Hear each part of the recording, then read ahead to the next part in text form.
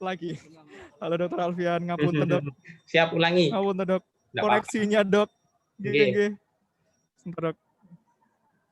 Bentar, ini masih diperbaiki. Bentar Dok. Masih diatur lagi. Nggih. Saya mohon maaf sampai jam 4 aja ya Mas Diwa. Mungkin kalau nanti sudah jam 4 saya izin bergeser, ada acara lagi. Oke, gitu. Oke Dok. Mudah-mudahan cukup kan? Gimana Dok? Biasanya talk itu 10-15 menit cukup biasanya. Iya. Dokter Alfian, acara lagi jam berapa Dok? Jam 4. Jam 4. Oke. Ya, Siap Dok. cukup lah. Cukup insya Allah cukup Dok. 10-15 menit saya cukup. Oke. Iya. Oke Dok, kita mulai lagi ya Dok ya. Siap. Oke. Baik. Assalamualaikum warahmatullahi wabarakatuh. Selamat sore semuanya.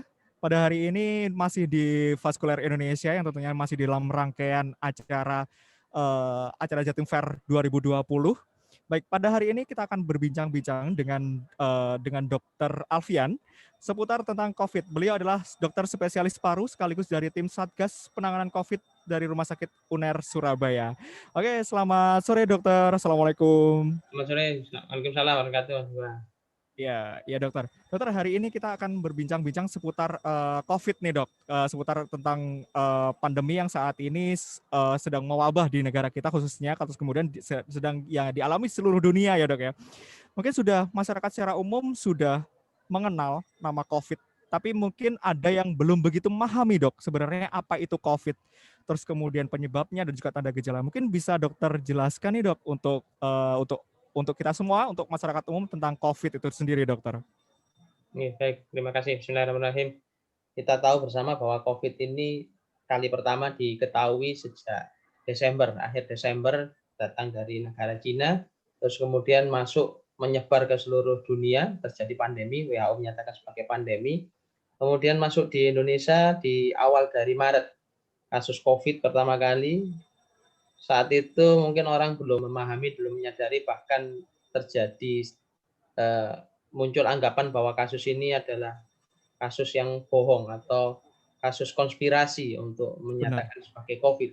Namun akhir-akhir ini masyarakat sudah mulai memahami, menyadari, dan sudah berusaha melakukan upaya-upaya protokol kesehatan agar tidak tertular, karena juga sudah banyak kasus orang yang terinfeksi, sembuh, kemudian reinfeksi lagi. Ini menjadi marak. Terus yang kedua, menjadi marak lagi adalah orang-orang yang positif, kemudian hasil swab-nya menjadi negatif itu cukup lama, prolong waktu-waktunya, durasinya lama.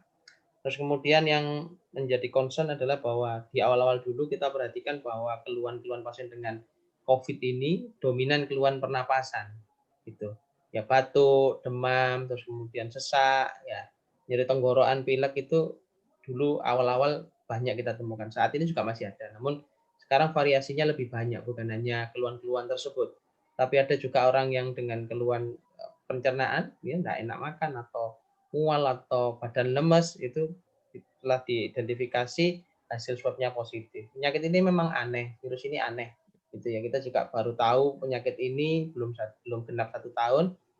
Virus ini bisa menyebabkan orang tanpa gejala, asimptomatik. Atau istilahnya mungkin Mas Diwa tahu ya, OTG, orang tanpa gejala. Itu, orang tanpa gejala, tidak bergejala, namun hasil swabnya positif ini menyebabkan mereka tidak sadar. Melakukan protokol itu kan berbahaya ya, Mas Diwa ya. Gitu. Iya, benar sekali dok. Apalagi kalau misalnya sekarang ini dok, mungkin masyarakat sudah familiar, tapi masih ada itu intinya yang kita bicara masalah OTG gitu kan dok.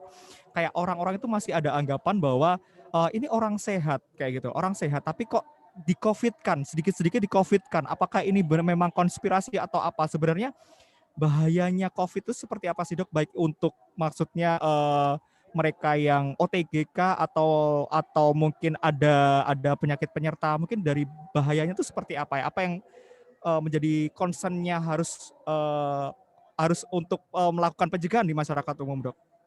Iya, terima kasih. Yang perlu kita perhatikan, penyakit ini aneh, jadi virus ini bisa hingga pada orang dengan imunitas yang baik sehingga tidak muncul keluhan. Sehingga orang tidak menyadari bahwa dirinya membawa virus tersebut. Yang berbahaya Benar, adalah benar. mungkin bukan terhadap dirinya. Imunitasnya seseorang tersebut yang dihinggapi virus tadi yang masuk-masuk ke dalam tubuhnya itu tidak menyebabkan gejala, tidak bergejala sama sekali. Ataupun kalau ada gejala, gejala ringan sehingga tidak aware kalau mereka membawa virus tersebut. Benar. Karena ketahui ya baru dengan swab ya, swab rutin atau Yap, swab yap. tracing setelah bertemu dengan orang yang positif, misalkan keluarganya ada yang dengan komorbid ya, komorbid dengan penyakit penyerta, usia tua, dengan kencing manis dan lain-lain itu kelompok-kelompok mereka lah yang datang ke rumah sakit. Itu yang kita perlu perhatikan. Gitu. Nah, dalam Oke, oke. satu klaster rumah sakit di sebuah rumah itu bisa jadi mungkin bukan yang pertama itu yang sakit datang ke rumah sakit Yap. yang Mhm, mungkin mhm. masuk rumah sakit dirawat terus kemudian masuk ICU itu mungkin bukan yang Yap. pertama, tapi mungkin yang lain dalam keluarganya yang sifatnya tidak punya gejala tadi itu dan Yap. menularkan Mhm, kepada mhm. orang tua mereka yang ada comorbid. Itu yang kita perlu awareness. Kalau di Oke, luar oke. tidak Jadi menggunakan protokol baik. iya ya, jadi intinya adalah ini untuk menjaga diri kita dan juga menjaga lingkungan sekitar, Dok. Maksudnya gini, kadang orang itu, "Kan saya nggak apa-apa," gitu, "kenapa saya harus menjaga?" gitu kan. Tapi concern kita mungkin bukan itu ya, Dok, tapi ke orang lain, ya oke kita kita sehat. Tapi orang lain, yang nanti kita tulari mungkin ya, Dok, ya, mungkin concern-nya lebih ke situ ya, Dok, ya, untuk pemahaman. Karena mungkin masih ada sih, Dok, trennya saat itu kayak gitu. Artinya saya, sudah OTG, saya nggak apa-apa. Jadi saya nggak apa-apa dong, maksudnya karena saya sendiri juga nggak masih masih nggak ada gejala. Jadi ngapain saya harus bisa untuk isolasi mandiri atau apanya kayak gitu loh, Dok. Masih ada untuk masyarakat seperti itu yang beranggapan kayak gitu, Dok. Terus selama ini, Dok, cara penanganannya seperti apa sih, Dok, kalau misalnya dengan pasien dengan COVID, Dok? Ya, kalau pasien COVID ada grade-nya, ada derajatnya masing-masing. Ada yang tanpa Oke, gejala, ada yang gejala, yap, kemudian yang sedang, berat, bahkan sampai yang kritis. Nah, itu iya, tata laksananya tentu berbeda. Tetapi yang iya. concern utama, mereka itu harus dilakukan upaya isolasi, dijauhkan dengan orang lain. Oke, Jadi mungkin istilah kalau itu dirawat di ruangan isolasi, dipisahkan dengan keluarga yang iya, lain, tidak boleh dijenguk, tidak boleh ditunggu, ya itu iya, bagian upaya untuk bagaimana virus tersebut tidak menular kepada orang lain. Nah, yang penting lagi oke, selanjutnya oke, adalah pada orang tersebut yang terjangkiti virus, bagaimana upaya untuk bisa mematikan virus tersebut, melemahkan virus tersebut sampai mematikan virus tersebut, jangan sampai menular kepada orang lain. Nah, tergantung dari derajat masing-masing. Yang ringan, sedang, berat, mengancam nyawa itu nanti tata laksananya di rumah sakit berbeda. Kalau yang mengancam nyawa yang berat sampai dengan kondisi pernapasannya tidak bisa baik, gagal napas, itu saja perlu masuk ICU, perlu menggunakan ventilator. oke. Ya, sementara parunya diistirahatkan digantikan dengan mesin sementara. Gitu. Ya, mungkin berbeda dengan kondisi yang ringan yang perlu dirawat di boleh isolasi mandiri atau di rumah sakit lapangan atau di di rumah sakit yang ada pelayanan COVID-nya ataukah yang berat ya tentu saja berbeda terkait penggunaan oksigen, penggunaan obat-obatan maupun infus seperti itu. Oh gitu, Dok. Jadi tergantung dari grade-nya ya, Dok. Kalau Ya, misalnya dia, kondisinya masih ringan, cukup dengan isolasi mandiri ya, Dok, ya. ya, Isolasi mandiri, begitu juga kalau misalnya, dia sudah ada gejala-gejala memang harus ada perawatan khusus ada di rumah sakit gitu ya, Dok, ya. ya, Terus, ini gini, Dok, ini mungkin saya mencoba untuk yang sekarang isu yang terdengar sih, Dok. Banyak sekali masyarakat yang mengatakan bahwa saya takut ke rumah sakit karena dikit-dikit di-Covid-kan kayak gitu. Di IGD masuk, saya dianggap Covid, dikit-dikit saya masuk dianggap Covid, seperti itu, Dok. Itu sebenarnya tata laksanaan untuk di rumah sakit itu seperti apa, Dok? Kok kesannya di masyarakat itu kayak dikit-dikit dianggap Covid, Dok? Maksudnya seperti itu. ya, baik, terima kasih. Jadi perlu dipahami Oke. bahwa upaya tersebut bukan untuk membuat orang jadi COVID, bukan. Tapi bagian Benar. dari upaya kehati-hatian, upaya bagian dari preventif pencegahan.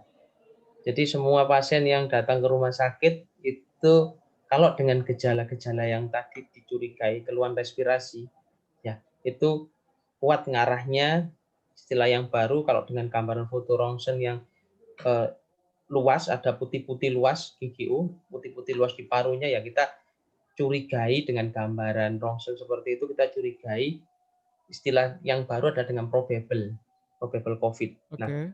Nah, itu kita perlu lakukan pemeriksaan screening termasuk swab untuk meyakinkan bahwa kelainan di parunya itu apakah karena COVID atau tidak. Itu untuk kepentingan pasien, bukan untuk kepentingan semata rumah sakit untuk bisa memberikan pelayanan, bukan. Tapi untuk kepentingan pasien mendeteksi, oh yang ini COVID, yang ini bukan COVID. Gitu. Kepentingan untuk memisahkan split. Karena pelayanannya tentu berbeda. Antara yang COVID dan non-COVID berbeda. Kalau yang pasien yang COVID, ya nanti tata laksana obat-obatan, termasuk antivirus, terus obat-obatan yang lain, suportif yang lain, itu sedikit berbeda tuh dengan pasien-pasien yang non COVID, ya pengobatannya berbeda. Gitu. Kalau Oh, yang oke non oke. COVID ya sudah, meskipun dicurigai pertama swabnya negatif, terus kemudian dari tanda-tanda tidak mengarah COVID, ya sudah nanti pelayanannya tentu saja pelayanan non COVID. Tapi screening awalnya karena saat ini masih pandemi, ya kita berpikir mungkin COVID sampai terbukti tidak. Seperti itu. Jadi Oke masyarakat oke. tidak perlu khawatir.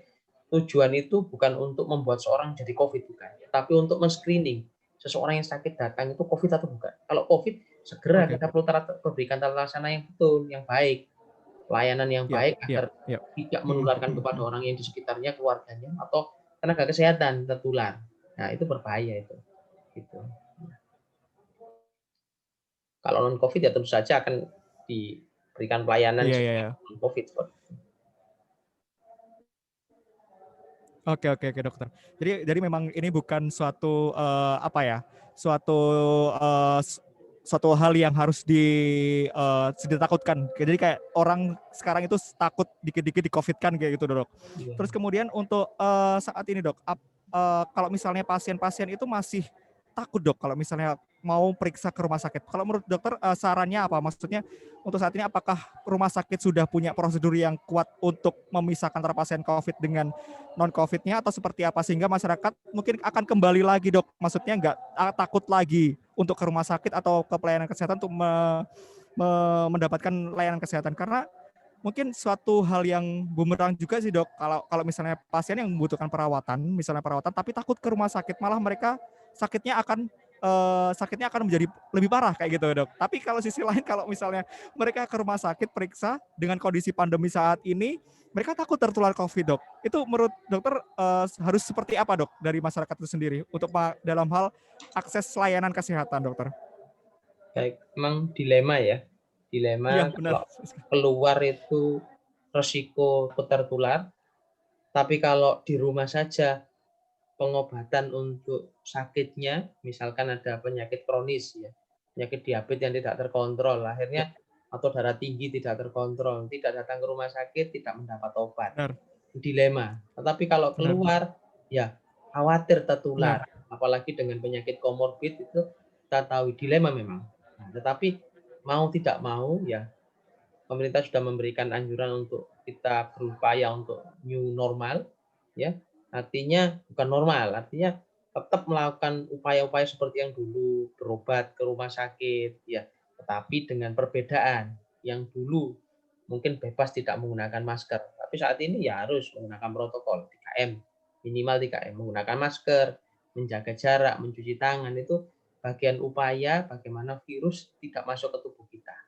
Karena kalau virus itu sudah terlanjur masuk tubuh kita dan imunitas kita tidak tahu, yang kelompok-kelompok tadi dengan penyakit penyerta tadi, komorbid tadi, usia tua dan lain-lain itu bisa berisiko virus tersebut melemahkan seseorang karena ya Oke. imunitasnya lemah, ditumbangkan.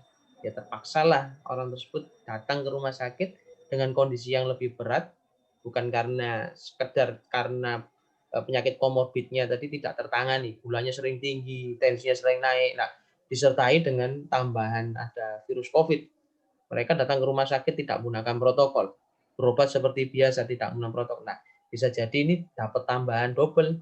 Ya, penyakit komorbidnya sudah ada, kemudian virusnya masuk. Nah, ini bisa jadi perlu perawatan yang ekstra gitu dibandingkan pada kondisi kalau dia datang berobat dengan protokol kesehatan, rutin berobat seperti yang dulu, kadar gula terkontrol, tensinya terkontrol, penyakit yang lain-lain misalkan stroke-nya bisa baik terkontrol gitu, itu sudah sudah bagian upaya untuk mencegah menjadi penurunan imunitas ya. Itu juga bagian upaya ya. Oke, oke. Berarti intinya adalah masyarakat sekarang ini untuk tidak takut lagi untuk mengakses untuk layanan kesehatan, tapi dengan tetap mempertahankan protokol kesehatan seperti itu ya dok. Intinya maksudnya dari masyarakat nggak apa-apa nih akses pelayanan kesehatan boleh nih untuk periksa ke rumah sakit, ke klinik, asalkan menggunakan protokol kesehatan yang baik dan benar. Mungkin seperti Ya, itu ya dok ya ya. intinya. Di sisi lain juga Oke. rumah sakit juga sudah mengupayakan Hmm. bagaimana orang yang datang, ya kan kita tidak tahu orang yang datang ini punya sakit COVID apa enggak. Rumah Benar. sakit sudah melakukan upaya bagaimana men-screening di pintu depan. Ya, salah satu mungkin Hmm. suhu, kemudian dengan screening keluhan, bahkan sampai kalau mau operasi dilakukan swab dulu, atau mungkin Benar. yang dulu menggunakan cek rapid. Nah, terus kemudian pembatasan jumlah pasien yang datang tidak boleh melebihi kuota berapa, biar tidak ruang antrinya penuh. Nah, itu kan mengurangi berjejalnya pasien ya atau keluarganya. Itu sudah upaya untuk Oke. mengurangi ini ya, kontak, jaga jarak itu, penyediaan alat cuci tangan dan sanitizer, air mengalir, sabun itu sudah upaya bagian dari rumah sakit untuk melakukan hal tersebut. Tenaga kesehatan menggunakan APD saat pelayanan, terus kemudian di ruangan poli itu ada kaca tambahan, ada plastik tambahan, ada fiber tambahan yang untuk mengurangi ini kontak dengan pasien atau dengan sesama nakes gitu. Itu bagian upaya yang sudah dilakukan oleh rumah sakit gitu. Ya. Pun juga ada saat ini juga aplikasi-aplikasi online yang sangat membantu pasien. Oke, oke, oke. Mereka bisa berkonsultasi, mereka bisa mendapatkan obat diantar ke Yap. rumah. Itu bagian inovasi yang sangat mempermudah pasien untuk tetap mendapatkan pelayanan yang optimal seperti itu. Oke, oke, oke, dokter. Oke, ini yang pertanyaan yang terakhir, Dok. Peran serta masyarakat nih, Dok, untuk pencegahan sekaligus untuk pencegahan untuk penularan COVID, Dok, sekaligus untuk saran-saran mungkin, Dok, ke masyarakat gimana peran masyarakat untuk gimana bisa mencegah daripada penularan COVID nih, Dok. Apa yang harus dilakukan oleh masyarakat, Dok? Oke, baik. Ini penting sekali edukasi kepada masyarakat bahwa virus ini adalah musuh kita bersama. Bukan hanya saya dokter yang menjadi musuh, bukan hanya Mas Jiwa yang perawat menjadi musuh dari virus ini, bukan. Tetapi semuanya, semua lini harus bantu-membantu, kita fokus pada lokus kita masing-masing bagaimana virus ini hilang dari dunia. Ya, hilang dari dunia. Kalau sampai menjangkiti seseorang, biarlah virus ini dilemahkan, dimatikan oleh seseorang tersebut, jangan sampai menular kepada orang lain. Terus kemudian yang perlu kita edukasi bahwa virus ini benar adanya, bukan konspirasi. Ya. Dan ini virus ini ada benar adanya, kita lihat sendiri di rumah sakit, kasusnya ada, kasusnya membuat kondisi berat. Makanya yang kita sarankan tetap lakukan upaya pencegahan. Karena kita tidak tahu apakah imunitas kita kuat untuk melawan virus tersebut. Ya, tentu saja kita tidak bonek ya. Tidak pakai masker, wis nekat. Saya tidak pakai masker, biarlah virus masuk, Benar, biar nanti berhadapan dengan imunitas saya. Belum benar. tentu jaminan imunitas Anda kuat. Karena di rumah sakit juga kita temukan orang seusia saya atau bahkan lebih muda dari saya tanpa komorbid ada yang menjadi berat dan naudzubillah ada yang meninggal. Seperti itu. Jadi susceptibilitas setiap orang ya, kerentanan setiap orang itu berbeda. Bukan saja faktor usia yang muda tidak berisiko dan menjadi berat COVID-nya seperti itu. Nah, upaya pencegahan itu tetap harus dilakukan sampai obat anti COVID ini ditemukan. Saat ini belum ditemukan obat anti COVID. Vaksin pun belum Oke, ditemukan, masih oke. dalam uji coba seperti itu. Hmm. Jadi ini penting sekali kita edukasi Oke. upaya pencegahan seperti itu. Upaya pencegahan tetap menggunakan masker, jaga jarak, dan juga cuci tangan ya dok ya. Cuci Ya, tangan bisa kita menggunakan air berkerumun. mengalir atau Ya, menggunakan hand Islam. sanitizer. Oke, oke baik terima kasih untuk dokter Alfian. Terima kasih atas pengetahuannya untuk tentang COVID nih dok. Semoga bermanfaat untuk masyarakat umum dan juga bagi masyarakat saat ini bisa untuk melakukan pencegahan untuk penularan COVID itu sendiri. Baik, terima kasih waktunya dokter Alfian. Terima kasih. Sehat-sehat Oke, selalu. selamat. Oke, Siap dokter, sehat oke, selalu juga, sehat selalu sehat-sehat juga untuk selalu. masyarakat. Semoga talkshow hari ini dengan Dokter Alfian bisa bermanfaat untuk kita semuanya. Oke. Oke, Pemirsa, baik itu tadi rangkaian dari talk show untuk dengan Dr. Alfian. Kita akhiri untuk talk show untuk hari ini. Wabillahi taufiq wal hidayah. Wassalamualaikum warahmatullahi wabarakatuh. Selamat sore semuanya. Waalaikumsalam. Oke dok, terima kasih nih dok. Oke, Terima matur kasih suwun. waktunya. Izin live ya. Oke, oke dok, monggo. Matur suwun Oke, dok. matur suwun.